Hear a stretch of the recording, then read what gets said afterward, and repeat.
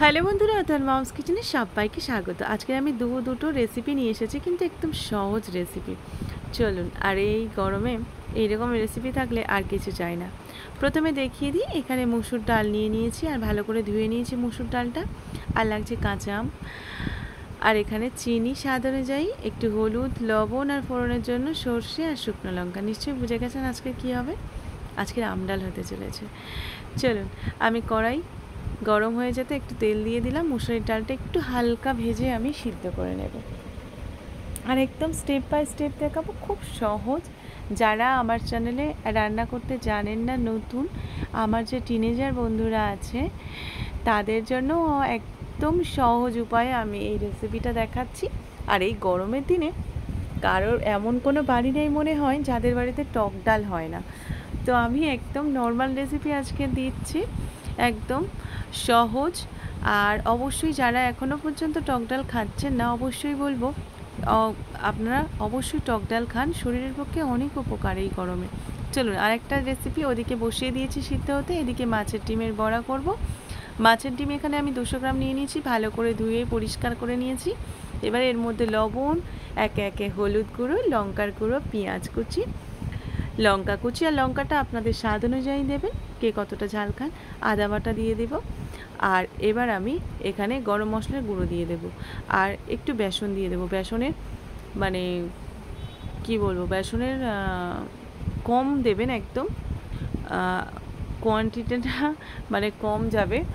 আর ডিমের যেহেতু বড়া, তো ডিমটার পরিমাণটা বেশি থাকবে, আর বেসনের পরিমাণটা একদম কম। আমি হাতের সাহায্যে ভালো করে চেপে চেপে সবকটা উপকরণ একসঙ্গে মাখিয়ে নেব।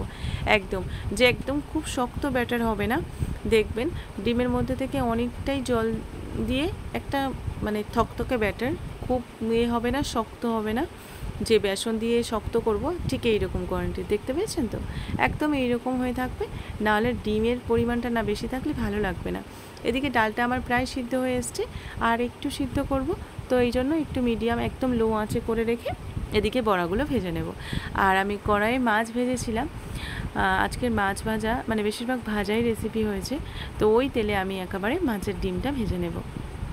আর থোড়ে কুমড়োও করেছিলাম, তো ওই রেসিপিটা আমি আরেকদিন দেখাবো, একদিনে এতগুলো ভিডিও করা সম্ভব হয়ে ওঠে না। তো আমি আজকের মাছের ডিমের বড়া আর আমডাল দেখাচ্ছি আপনাদের।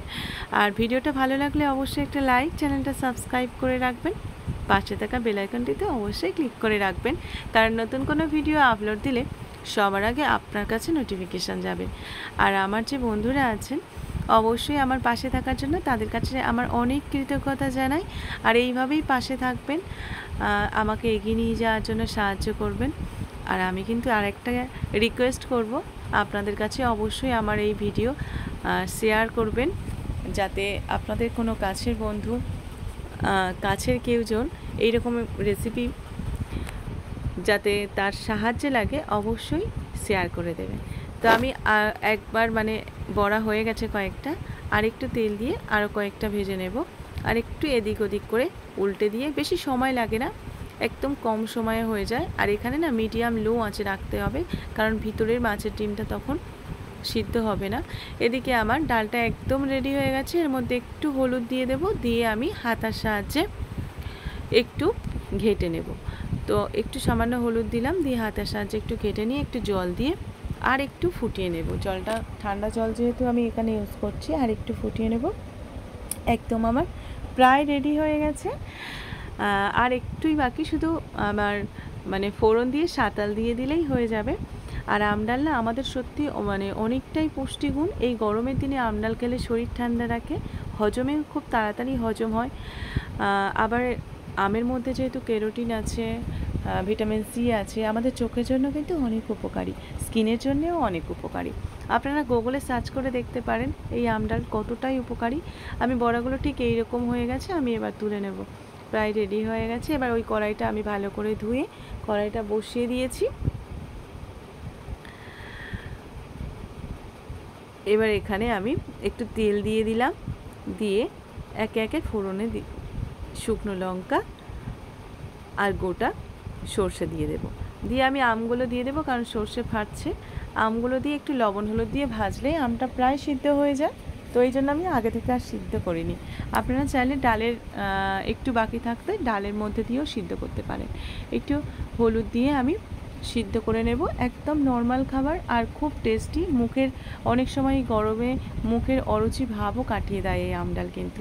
আর অবশ্যই রাখুন দুপুরে, সপ্তাহে 2-3 দিন অবশ্যই আমডাল রাখুন, শরীরের পক্ষে ভালো। আর মনটাও ভালো হয়ে যায় না অনেক সময় আমডাল হলে, ভালো লাগে না অন্য কিছু খেতে।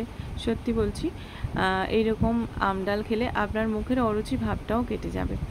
তো এবার আমি সাদা ফুটে উঠেছে, আমি একটু লবণ আর চিনি দিয়ে দেবো স্বাদ অনুযায়ী। খুব বেশি চিনি দেওয়ার দরকার নেই, মিষ্টি হবে মানে মিষ্টি হবে না, এই ডালটা টক টক হয়।